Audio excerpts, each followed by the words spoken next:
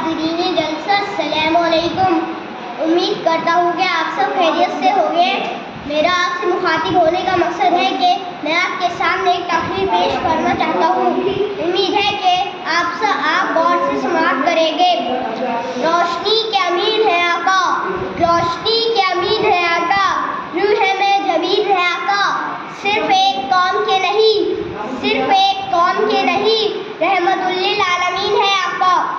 آپ صلی اللہ علیہ وسلم نہایت نرم دل، خوش اخلاق اور نیک سیرت تھے۔ وقار و متانت سے گفتگو فرماتے، کسی کا دل نہیں توڑتے تھے۔ آئے ہم کچھ واقعات کے ذریعے آپ صلی اللہ علیہ وسلم کے اخلاق پر روشنی ڈالتے ہیں۔ ابو شعیب رضی اللہ عنہ ایک انصاری تھے۔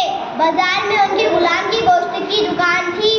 ایک دن وہ حضور اکرم صلی اللہ علیہ وسلم کی خدمت میں حاضر ہوئے۔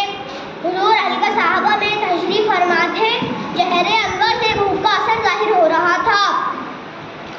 ابو شعیب رضی اللہ عنہ نے واپس آ کر غلام کو 5 آدمیوں کا کھانا تیار کرنے کا حکم دیا۔ کھانا تیار ہو گیا تو حضور کی خدمت میں حاضر ہو کر گھر چلنے اور کھانا تناول فرمانے کی